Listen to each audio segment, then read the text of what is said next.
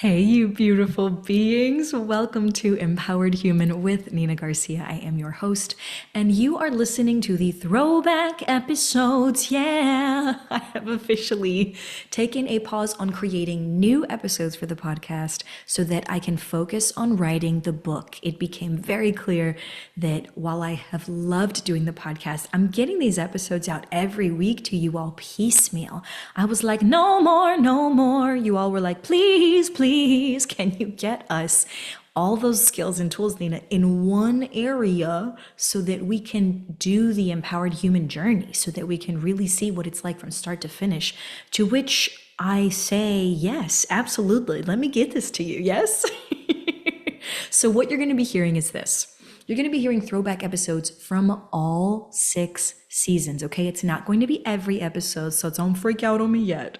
But it is going to be some of the episodes that were highlighted, that were popular, that we think, maybe you all missed and we want to bring it back. You're going to be hearing throwback episodes, and I am going to be listening along with you.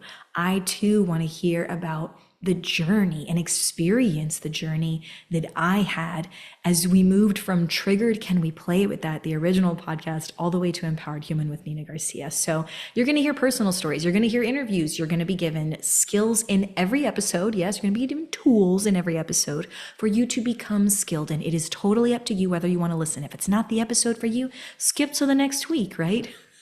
You just take what works for you, leave what doesn't. And if there's some stuff you're curious about, why don't you just go ahead and put that on the shelf? The podcast has always been about putting resources in the hands of people without needing to pay for it, right? And so this is no different. Even with these throwback episodes, what you're going to hear is this. We're going through, just as I said, you're going to still hear me talk at the beginning of each episode, letting you know, hey, we've had a transition. You're going to hear the original intro to the episode. You're going to hear the show music, and then you're going to hear the full original episode. This could mean that dates are off, that times are off, that people are talked about, that may no longer be in our lives, right? Just be aware of that. At the very end of the episode, you're going to see this face again come back to remind you that it was a throwback episode and to maybe offer you some adventure challenges as you move from week to week, right? Though the format of the episode did change over the years that we've done this podcast, the value is still there. So if you like something, definitely hit me up on Instagram at Drama Therapist Nina and be like, Nina, I love that throwback episode about XYZ thing. Yes, fill in the blank with that. Let me know. And if there's something that you're looking for in the meantime, also hit me up on Instagram at Drama Therapist Nina and let me know. Otherwise, stay curious and enjoy the ride, folks. I'll be right along there with you.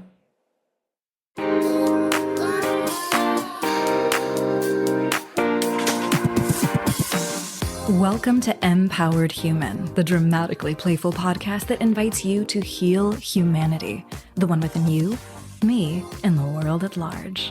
I'm your host, drama therapist, empowerment specialist, and not to mention empowered human, Nina Garcia, and I'm so stoked you're joining me on the journey.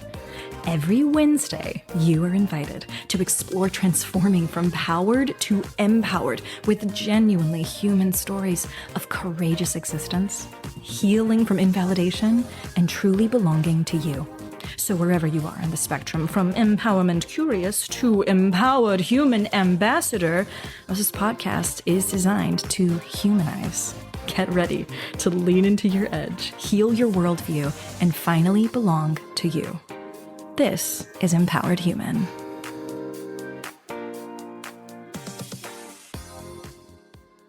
Hey you, Nina here.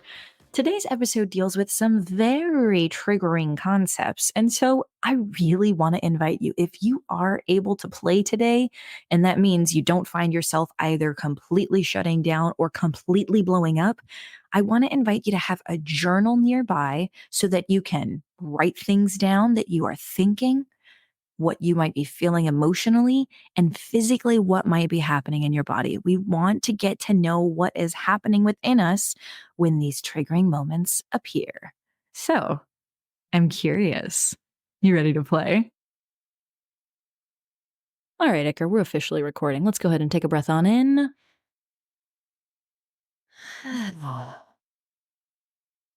All right. So we always set an intent with these conversations.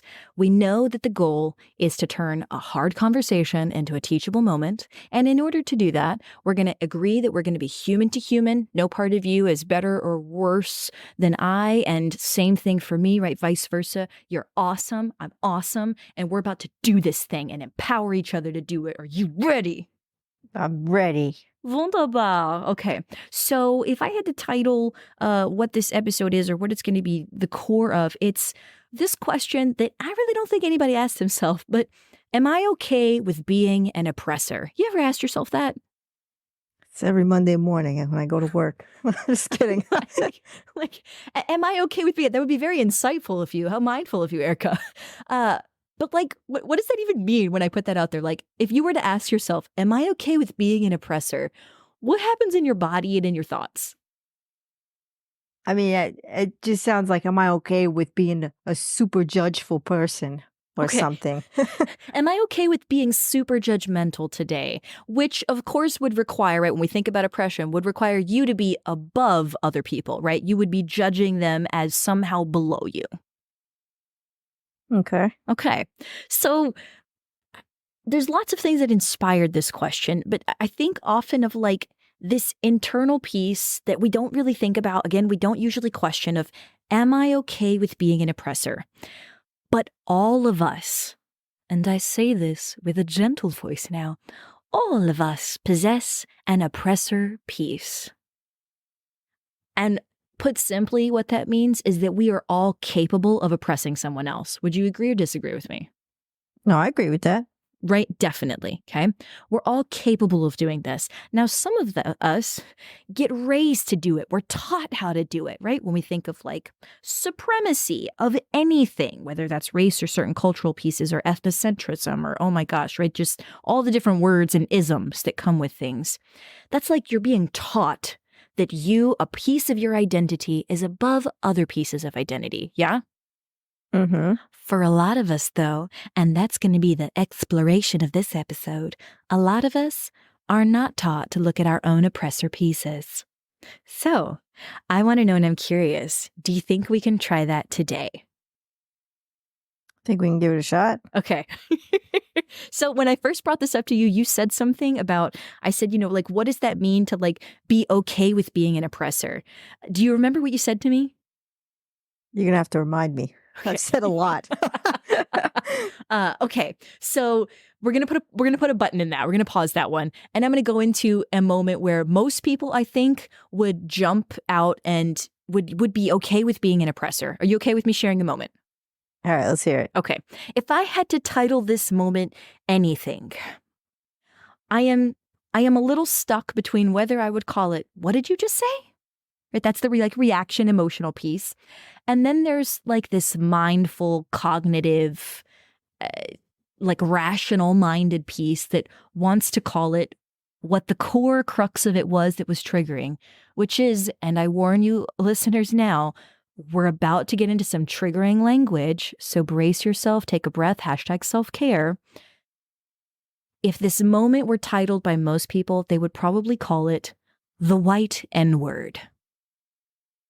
Now, even as I say that, the white N-word, what pops up in your body, emotions, or thoughts? I mean, I'm wondering what this mythical white N-word is because I've not heard it. Okay. If it exists. The elusive white N-word on the plains. What is it? I don't know. Stay tuned, listeners and audience, right? So I have to say, when I first came across this, I was like, what the turducken did this person just say? Okay. And long story short, I will express to you a little bit of what the story is behind this moment. So I'm sitting there, it's Christmas Eve dinner. There's a lot of family that I'm surrounded by. It's not my family that I grew up with. It's my partner's family, right? My partner at the time, their family that's surrounding the table. And as with most holiday things, politics, race, religion, all these hot button issues, they tend to come up at some point or another. You agree? You find this should be true? Oh, yeah, that's the holidays in a nutshell. That's the holidays, y'all. Right? It's like, this is the downside of it.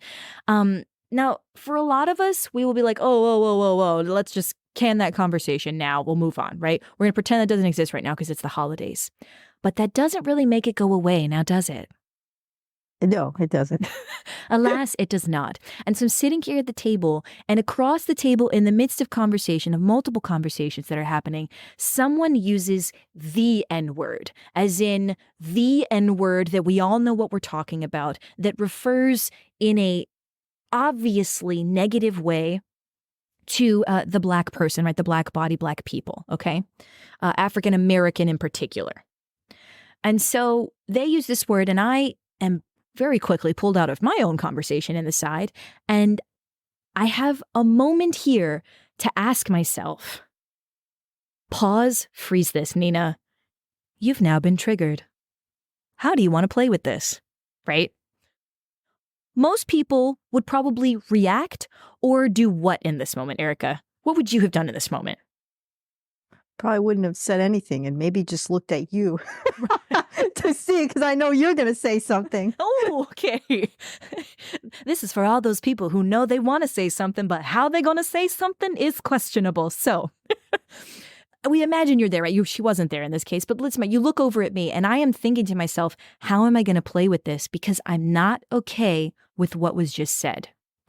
And so I verbalize across the table. I can play with it. And I verbalize and I say, excuse me, can we just pause for a second?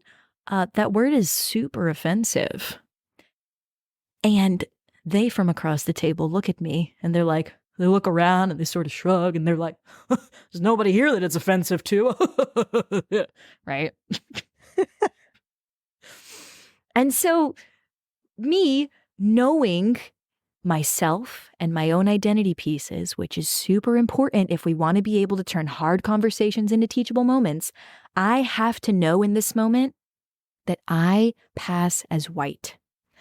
I have to know in this moment that the people around the table with me identify as white, even if I do not. I am passing along with them. That's how they would consider it, right? So for this person, this was a safe space to be able to use that super racist and oppressive word. And for the sake of this episode, we're going to agree that it is a word that is oppressive. To this person, who's to say whether they did or not? That's not what we're going to argue right now, but we're going to agree that for me, it was oppressive. That's my lived truth. You still with me? Yeah. Okay. So it's important for me to express that. So I say, I'm not okay with that. It's really oppressive. And they say there's nobody here. And it's important to me to let them know what I said next. And I said to them, actually, my grandfather's Black. A lot of my family is Black. I come from a very mixed, diverse family. And it's offensive to me to hear you say that. I know that if my family were here, that they would be offended by this. And I say it just as calmly and coolly and collectedly as possible, that it's just a fact. This is what would happen if they were here. And I say again, I'm not okay with you saying that word. And at this point, Erika, what would you expect to have happened? I don't know, because it could go any direction, right? Yeah. It could go any way at this point. But because I'm open to this conversation and having it and letting them know where I'm at, they turn around and they continue the dialogue. But what comes out of their mouth blows my friggin' mind. They say, in an obvious effort to deflect and protect their own narrative, they say, well, I mean, there's white N-words out there too. Erika, have you ever heard such a thing? We're just going to pause the telling of this story now. Have you ever heard such a thing as a white N-word? What's the image that comes into your head? I mean, I'm trying to rack my brain with any potential white N-words I've ever heard of. I mean, other than I've heard cracker, but I wouldn't consider that a white N-word. Yeah, and I have to agree with you. I don't think they would have either, right? I mean, for listeners, when we think about the term cracker, also offensive term, but illuminating term, because it refers to, most typically, slave owners being the crackers of whips, right? And so usually this is not a term that is offensive to white people because they were in a place of power and they remain in that way in these conversations typically. And so I don't want to digress too much. I want to bring it back to this moment. They say the white N-word, and I, like you, am thinking in my head, I have no image for this. I have no idea what a white N-word is. So here's what I say. I say, okay, in my head, I say, Nina, we have no context for what white N-word is. So let's ask them.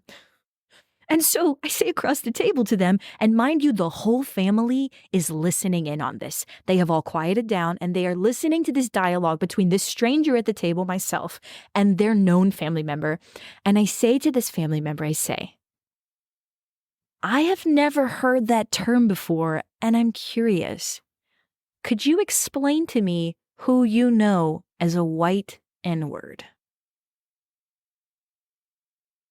And I wait. And in the silence that ensues, because no one says anything in response to this for a few seconds, you can tell that this person is now racking their brain for what the hell just came out of their mouth that they just said. And what does that mean to them? And to their credit, they begin to shrug and chuckle, and they say, you know what? Actually, I don't know. I don't know what that means. And right? It's laughable because I'm sitting here and I'm thinking, I was curious too. That's why I thought I'd ask, because I really have no knowledge of what that would mean. And I'm glad to hear, neither do you. Can we agree that that term is offensive and not use that? Because we don't have a context for it and nobody here is offended by it, but we agree that other people are. And they're like, oh, they sort of laugh it off at this point. But I have to say, I don't feel shut down. As I've said this, I don't feel hushed. I don't feel like we were rushed on to the next thing.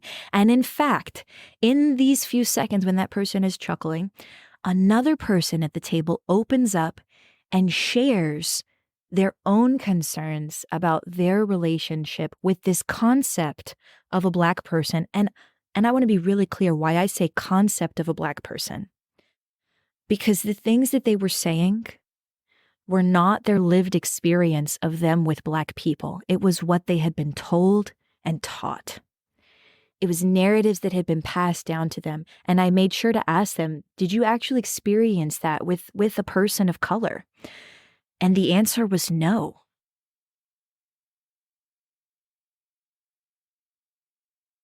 These moments are so ripe. They're such ripe opportunities to be able to offer perspective and to shift these narratives. But too often, just like you said, when this pops up and we realize, oh my God, I've been triggered, we don't say anything. Usually, I would say because we don't know how.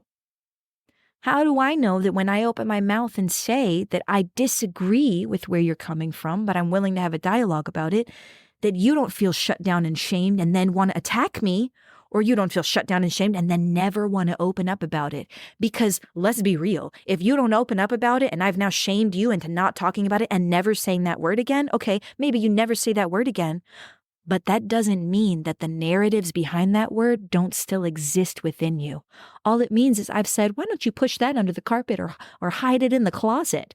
Because I'm uncomfortable when you say that word. And so I say this story and I share this story in this moment to really come back to the beginning of this episode. When I ask this question, I have to ask myself in moments like this, am I okay with being an oppressor? Because if I'm okay with being an oppressor, my response would have been in kind. What you just said was super offensive. Don't talk like that. You should not say things like that. That is me putting my narrative on that person. And do not get me wrong, ladies and gentlemen. I was not okay with what they said. And that little terminology right at the beginning, I am not okay with what you just said, is very different than what you just said is not okay. If I come from a space of I have the power to tell you what you say and do is or isn't correct, I'm okay with oppressing you. And I have to ask myself, am I okay with being an oppressor? Because if I'm okay with being an oppressor, then you know what? I got to be okay with sometimes people are going to oppress me. But you know what? I'm not okay with that. So no, I'm not okay with being an oppressor to you. And I'm going to be really clear when I say, I am not okay with what you just said. I find it offensive. Can we talk about why you just said that?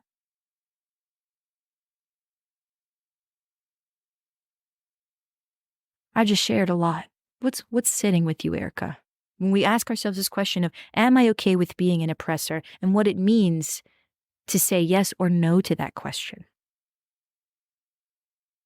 I think something you said was real interesting about, where you're saying basically whether someone is right or wrong for what they're saying, and when you do that, that you become an oppressor, because a lot of us, and myself included, would not have thought that that's what we were doing. Because a majority of people would agree racism is not good. So when you see that, you're wrong, you shouldn't be doing that, you need to stop now, instead of realizing that you being oppressive in your own way by coming at someone that way. Absolutely, right? So it really is this question we have to ask ourselves, am I okay with that? Because oftentimes in a moment like this, just like you just said, psychoeducation piece, y'all, we will react emotionally. We will react to the story that is bigger and older than that moment, instead of responding to the human being that is in front of us, that has lived a life which has allowed them to believe that it's okay that they just said that. It is their truth in that moment at that table that they were okay with saying that because they've gotten away with it before. And if I hadn't said anything, they would have gotten away with it again.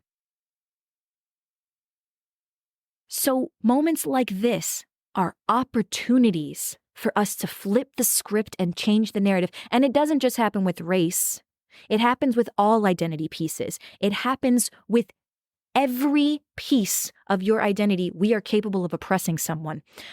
I did another show, and it was literally about how I, as a Latina, have struggled throughout my life with not speaking Spanish fluently. This is a piece of my identity. I am Latina, right? I identify as that, and yet I do not speak Spanish fluently. That is a hard piece for me. I struggle with that. And yet, even after doing this show and saying, that's why it's important for me to learn, I do want to have that piece. I do want to be able to have that. Man comes up to me and says, I just don't understand. Why is it important that you're able to speak Spanish? Like, why not just English? Like, why isn't that enough? And in my head and heart, I was triggered. I was like, are you freaking kidding me? I just did an hour-long show and you missed that? How did you miss that? Right? But because of his lived experience is why he missed that. And instead of me reacting in that moment to something that was bigger and older than that moment, I responded to him as a human being. And I said, I appreciate you asking that question. And I want you to think about a piece of your identity that if I took it away, how you might feel. If I took away, say, your last name. If I took away your last name of, let's say it was Michaels, right? And I made it Garcia. How would you feel about me changing your last name to Garcia? Right? And there's this look that came over his face like a little light bulb had been turned on. And I didn't want to shame him in that moment. What I did was I tried to find some common ground to have a dialogue around why this is important, to offer that perspective, to change what could have been a hard conversation about something bigger and older than that moment, and to make it into something teachable. His question was legitimate to him. And so I did the best I could to respond instead of react. Is this example making sense to you? Why it's important for me in my lived experience to ask myself, am I okay with being an oppressor? Yeah, no, I think that makes sense. I want to flip this to you. And I recognize in this moment, I'm putting the spotlight on you. And sometimes, y'all, it's hard to come up with an example. Have there been moments in your own life where you have either noted someone else oppressing you or where you have oppressed someone else. Ooh. And I'll add a little even more nuance. It could have been you even oppressing yourself. There's there's a lot of things that I could go on with that, maybe. Like, Nina, I need to journal about this for a minute. Let me just pause the episode. We'll just journal for a minute. I'll come back. Yeah. We do a little brainstorm map here. I think it's such a pertinent question, and I really want to ask for all of our audience members out there, I really want you, if you need to pause the episode and journal about this, I want you to ask yourself this very, very important question. When have I been okay with oppressing myself, oppressing people like me, whatever that means to you, oppressing people like you, or oppressing people who are not like you and who may not get what it's like to be you? When have you been okay with being the oppressor? And I want you to be invitational about this. And I don't want you to offer judgment. I want you to be mindful about empowering yourself to have this conversation with yourself. It's hard, y'all. I'm not going to lie and tell you it's easy. It's hard. But if you're willing to have that dialogue with yourself, can we agree that it may then make it easier for you to have that dialogue with someone else down the line? Definitely. Definitely. It starts with you. Know thyself, my fellow human beings, and know thyself. And you will be able to act and experience the world more intentionally. Erika, passing the ball back over to you. What are you sitting with? Are you okay with being an oppressor?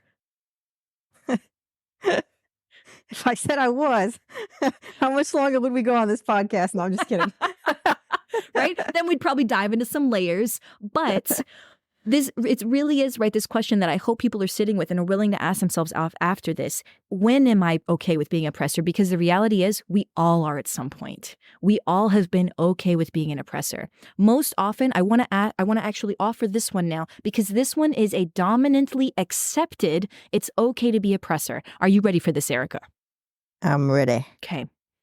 We often say that it is okay to be an oppressor if it is an adult telling someone under the age of 18 what to do.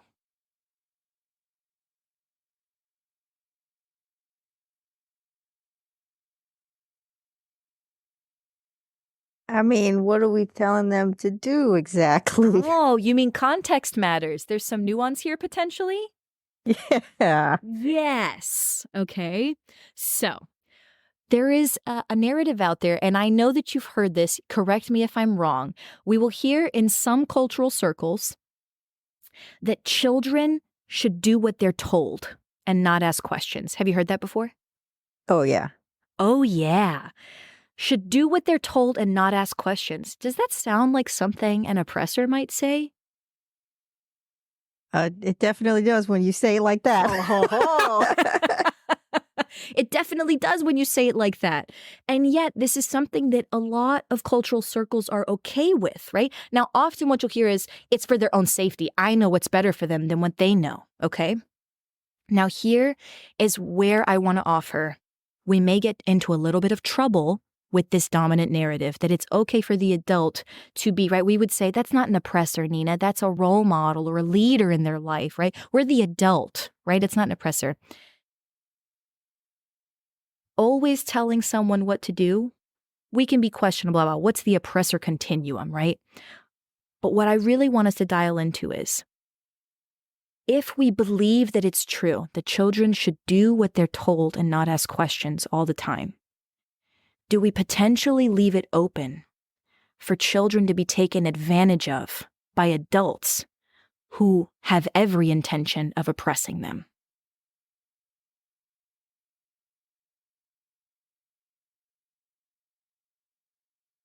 You're nodding your head. What's coming up?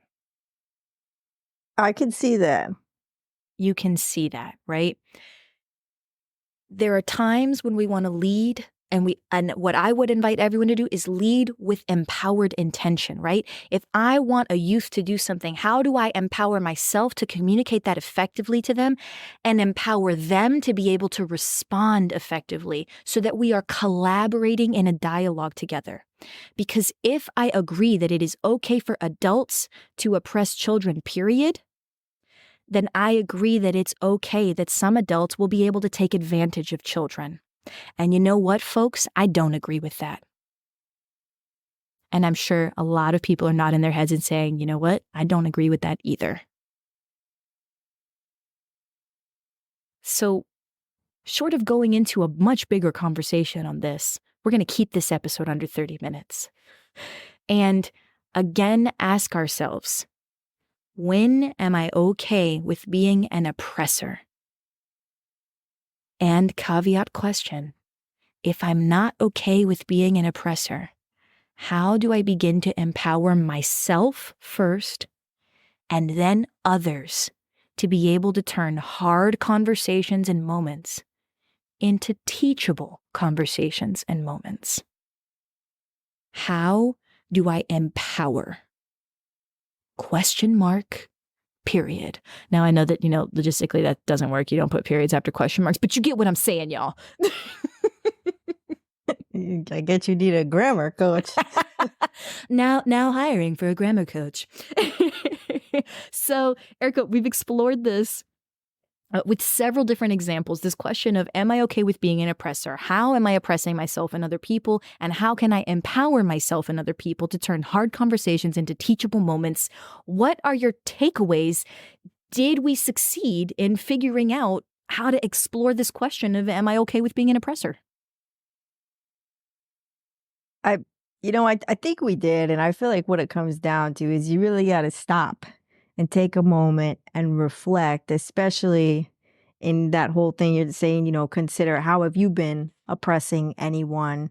Is what you're saying judging someone? Is it putting your point of view on them as the right way to see things and the way this world should be?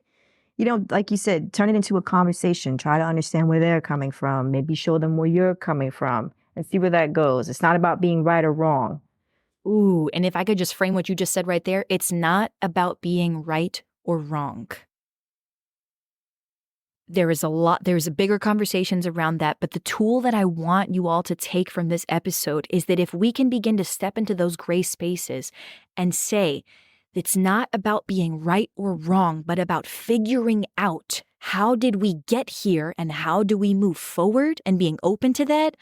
Oh my gosh, the change, the shift, the transformation that we would see in this world, the transformation that we could enact in ourselves and in other people.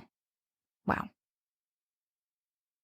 So, Erika, we're about to wrap this. Is there anything that you are like dying to share? Any light bulbs going off? Is there a moment in particular where you're like, man, I really want to share this with this person or in this way or in this setting? Any of those things before we move to close? I don't think so. Probably I'll just maybe stop and take a moment to see if I'm being a judgy McJudgerson. I love this, right? We've got this role now. If oppressor doesn't work for you, you're like, wow, that word sounds so oppressive. I hear you. You're now given the word judgy McJudgerson. For all you folks out there looking for a dramatic example of how to use this tool, search for your judgy McJudgerson. How does that feel in your thoughts? How does it feel in your body? And what feelings come up when we're talking about emotions? Erika, thank you so much for being with us so that we can explore what I think is usually a very hard conversation for people. And definitely looking forward to hearing more. For those of you out there who might be familiar with this elusive white N-word, what? That's all I have.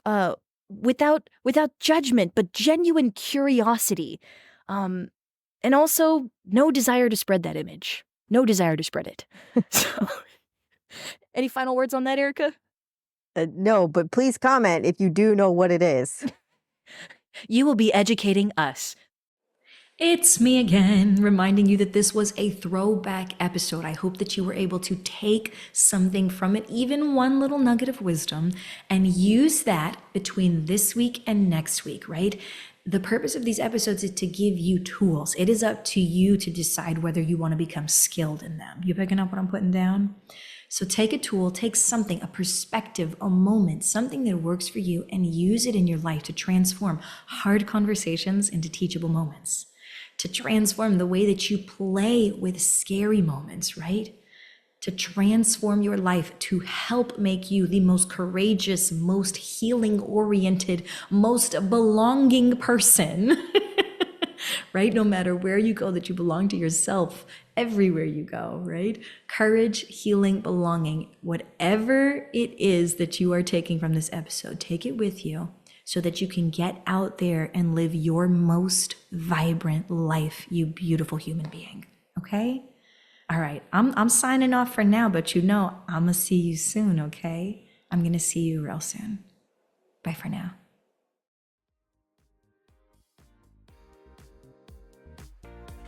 Thank you so much for being willing to explore healing your humanity on Empowered Human.